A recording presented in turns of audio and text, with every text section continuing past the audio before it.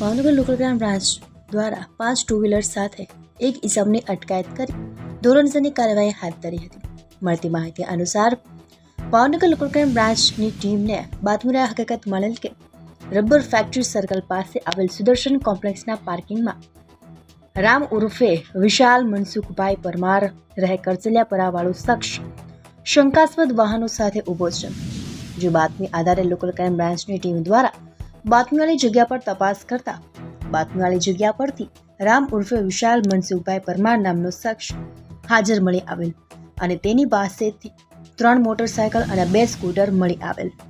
કુલ 5 વાહનો મળી આવતા આ વિશે તેમની પાસે વાહનોના આધાર પુરાવા માંગવામાં આવતા જે આધાર પુરાવા તેમની પાસે નહીં હોવાનું જણાવતા ઉપરોક્ત શખ્સને તમામ વાહનો સાથે અટકાયત કરી વધુ પૂછપરછ કરતા આજથી 1.5 વર્ષ પહેલા એક્સેસ સ્કૂટર મુખ્યમંત્રી આવાસના પાર્કિંગમાંથી ચોરી કર્યાની કબૂલાત આપી હતી.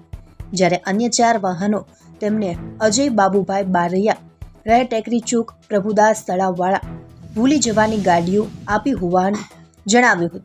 જે આધારે ભાવનગર એલસીબી પોલીસ દ્વારા રામ ઉર્ફે વિશાલ મનસુખભાઈ પરમારને 5 ટુ વ્હીલર કિંમત ₹2,50,000ના મુદ્દામાલ સાથે અટકાયત કરી ધોરણસરની કાર્યવાહી હાથ ધરી હતી.